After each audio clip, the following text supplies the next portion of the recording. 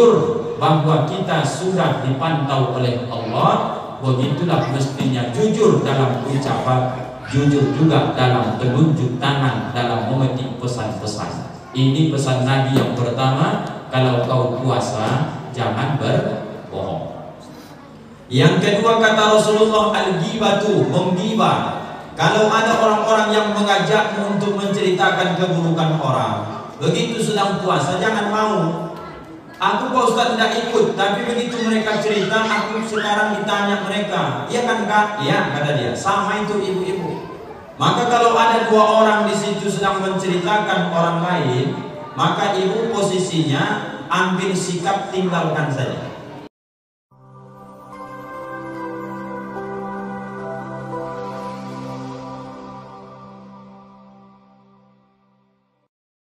Jika Tuhan menangkap bala, jangan tangkapnya di rumah Pak Buddha. Dari jawaban salam sebenarnya masih banyak yang belum berbuka. Udah buka puasa ibu-ibu belum? Kok loyo kali jawabnya, macam belum makan. Assalamualaikum warahmatullahi wabarakatuh.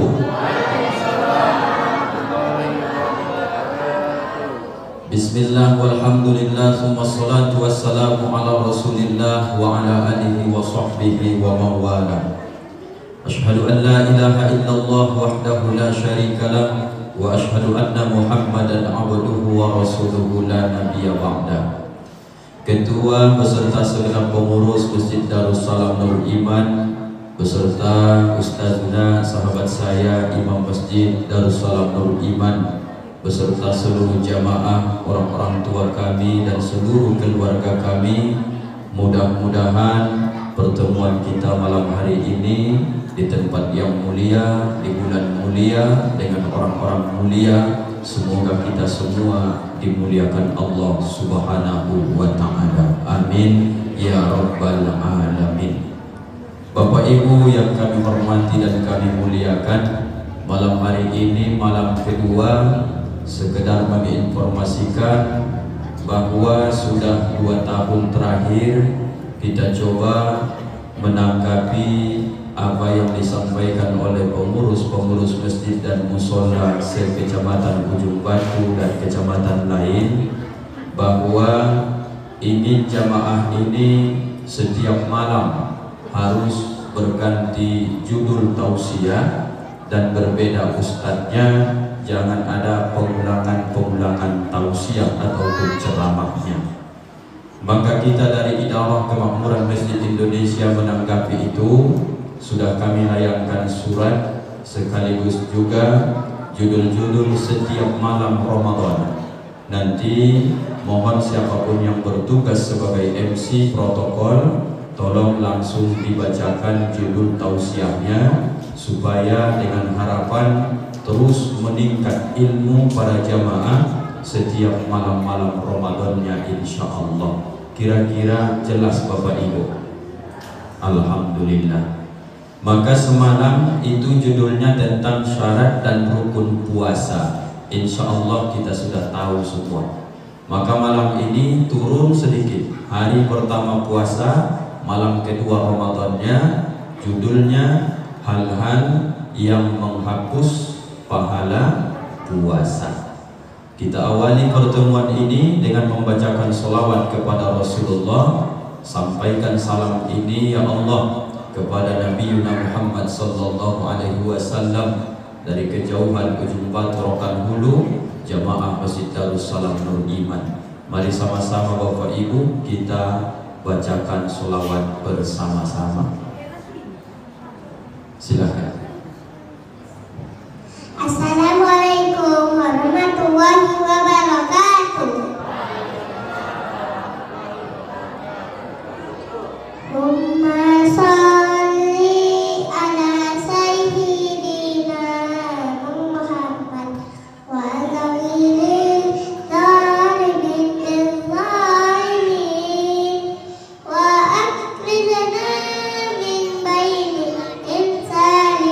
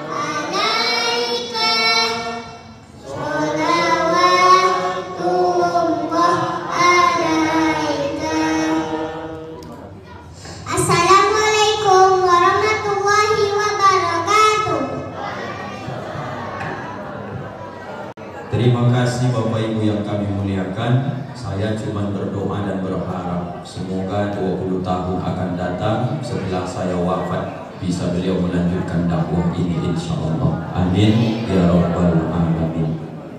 Yang pertama Bapak Ibu, hadis Nabi, kam min shaimin laisa lahu min siyamihi illa al-jum'i wal 'atas. Berapa banyak kata Rasulullah orang yang sedang melakukan ibadah puasa, tapi mereka tidak mendapatkan apa-apa dari puasanya selain daripada ju', lapar, atas, haus. Maka kalaulah hanya sekedar berlapar-lapar dan berhaus-haus, maka hewan juga berpuasa Bapak Ibu. Ayam ketika mengerami berpuasa. Ular begitu dia menelan mangsanya tidak juga puasa. Tapi puasa ayam, puasa ular dan juga puasa ulat ketika berubah menjadi kepompong, itu Bapak Ibu puasa hanya sekedar tidak makan, tidak minum karena ingin ada suatu perubahan dalam hidupnya. Maka orang yang beriman harus paham, paling tidak paham tahapan-tahapan puasa. Yang pertama, puasa itu disebut dengan puasa am atau puasa orang yang umum, itu yang barusan kita bacakan hadisnya. Puasa orang, puasa dia. Tak makan orang, tak makan dia. Tak minum orang, tak minum dia. Tapi tidak ada ilmu tentang ibadah puasa yang dia lakukan. Ini namanya puasa am, puasa orang kebanyakan. Di bawahnya ada yang disebut dengan puasa khawas. Khawas ini adalah puasa orang yang khusus. Inilah yang menjadi tema kita malam hari ini. Puasa yang tidak sekedar menahan lapar dan haus, tapi puasa yang sudah memperhatikan hal-hal yang bisa membatalkan pahala puasanya. Hadis Nabi yang kedua, khamsun, ada 5 hal yuftirus shaim, yang bisa membatalkan puasa, artinya sawabuhu, bukan puasanya tapi pahalanya. Catatlah Bapak Ibu yang 5 hal ini pesan Rasulullah. Satu bunyi hadisnya, lafaznya dalam hadis Ibnu Majah. Yang pertama itu disebut membatalkan pahala puasa. Orang yang tak makan, yang tak minum, yang tak melakukan hal-hal yang membatalkan puasa, tapi dia melakukan yang pertama, al-kazibu, berdusta. Maka orang yang sedang puasa itu dia berdusta, puasanya itu sia-sia, tapi tetap terhitung 1. Hari ini tadi kita sudah puasa Bapak Ibu, tapi begitu ibu ditanya suami, berapa duit kita sekarang? Kata suami sama ibu, karena ibu sudah lama menyimpan duit, kemudian ibu takut kalau jujur. Duit itu ada sama ibu 10 juta, tapi ibu ngomongnya 7 juta, 3 juta untuk simpanan. Takut nanti suami tak nambah lagi. Bagaimana hubungan tentang puasanya? Sekecil itu dusta bisa merusak ibadah puasa. Hati-hati ibu-ibu. Bapak-bapak, Pak Ustadz sama. Bapak kalau Ramadan ini terkhusus ditanya oleh istri berapa sekarang biaya ataupun belanja, ditanya berapa gaji Bapak, berapa perolehan yang bisa Bapak berikan, maka usahakan berkata jujur. Jangan waktu Ramadan ini berdusta atau berbohong. Maka dusta ini sekarang Bapak Ibu, kalau dalam hadis ini kazib, berdusta masih dikategorikan dengan lisan ataupun mulut kita. Tapi di zaman sekarang ini, dusta ini bisa sekarang berpindah diwakili dengan jempol dan telunjuk tangan kita. Karena dia sudah pindah ke WA sekarang, pindah ke media sosial, di Twitter, di Facebook, di Instagram. Bisa orang berbohong tak bersuara, tapi dia bisa berbohong lewat telunjuk jari tangannya. Apakah ini masuk kategori bisa merusak pahala puasa? Jawabnya Bapak Ibu, iya. Karena ini masih kategori berbohong, maka dia merusak ibadah puasanya. Apa Pak Ustadz kaitan bohong dengan rusak pahala puasa? Bukankah puasa itu artinya al-imsak, menahan? Salah satu menahan lisan supaya jangan bohong, sebagaimana lawan kata bohong adalah adalah jujur. Bapak Ibu, tadi siang panasnya minta ampun. Maka dengan puasa, kalaulah bukan karena kita merasa kehadiran Allah, tak ada larangan bagi kita masuk ke kamar mandi rumah kita masing-masing, kita minum air yang di kulkas, kita ambil makanan yang di kulkas di rumah kita, kulkas dalam kamar kita, tak ada orang tahu. Kenapa tak itu dilakukan Pak Ustaz? Jawabnya, karena sudah merasa mulai belajar jujur terhadap diri pribadi kita.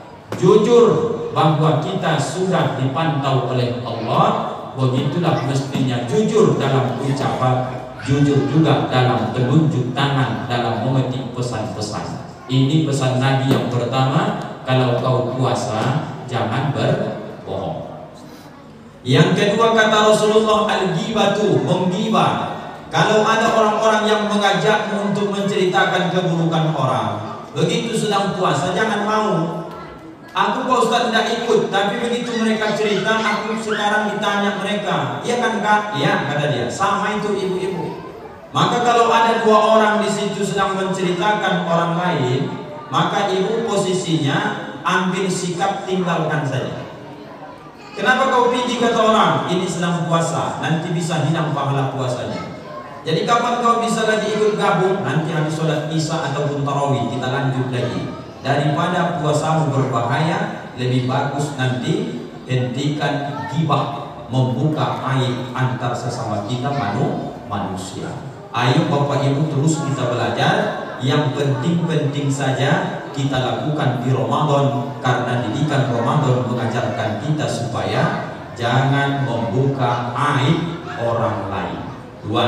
Yang ketiga, an-namimatu, namimah. Namimah itu Bapak Ibu kalau bahasa kami orang Medan sederhananya begini. Ini tetangga kanan, ini tetangga kiri, kita di tengah. Lalu kemudian ada manusia ini tugasnya suka kali melaga-laga orang. Sebab kita bertengkar orang, gara-gara kita berantem orang, gara-gara kita rusak silaturahim orang. Ini orang seperti ini Bapak Ibu, tak ada dia peroleh pahala puasa, disebabkan karena sifatnya suka membuat saudaranya selalu berselisih, berantem dan bahkan putus silaturahim. Ini sifat yang tiga ini tak ada benarnya Bapak Ibu.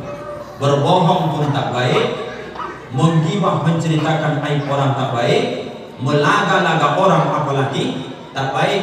Baru kata Nabi yang keempat adalah al-yaminul ghamus, disebut dengan sumpah palsu. Bagaimana sumpah palsu ini Pak Ustaz? Ini tiap tahun diingatkan kepada kita. Bisa terjadi sumpah palsu ini kalau dalam bahasa kitabnya disebut dengan kalimat wallahi wa billahi wa tallahi. Tapi orang tak semua pandai bahasa Arab. Dia wakilkan kalimat itu, sering dia mengucapkan demi Allah, demi Allah, demi Allah. Hati-hati yang bisa di Ramadan ini berjualan terutama makanan. Jangan asal laku jualan, menjual-jual nama Allah, itu bahaya. Bapak Ibu tak biasa jualan 11 bulan lalu, di Ramadan ini semua jadi penjual. Ada yang jual kolak, jual cendol dan sebagainya. Sebelumnya tak pernah jualan. Tapi ditengok cuaca tadi sore nampaknya memang mendung, turun pula hujan. Sementara sudah dibuat 100-200 porsi yang akan dijual. Gara-gara ingin melakukan jualan, banyak orang yang kadang lupa dengan kaidah puasa yang dia lakukan. Apa kata dia? Datang pembeli, bagaimana rasa cendol ini? Manis atau tidak? Daripada dia katakan tak manis, meyakinkan orang demi Allah manis. Taruhannya adalah Allah dia gadaikan supaya melariskan jualannya. Bapak Ibu, jangan kita lakukan ini, terkhususnya di bulan Ramadan. Tantangannya kata Nabi adalah puasa kita tergadaikan. Yang terakhir, yang kelima adalah wan nazru bisyahwat. Ini harus punya kerjasama yang baik antara kita. Memandang dengan syahwat itu bisa menghilangkan pahala puasa.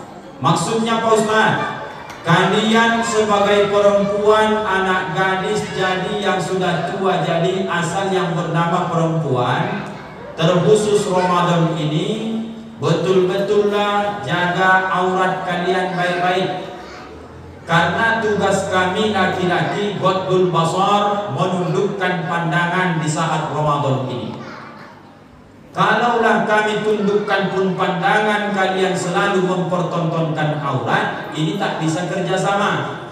Maka dihimbau kepada kita semua supaya pahala puasa kami laki-laki tak hilang, puasa kalian juga tak hilang pahalanya, kerjasamanya. Ibu-ibu kalian sebagai perempuan atau yang punya anak gadis, maka kerjasama kita urus baik-baik aurat kalian di bulan Ramadan ini.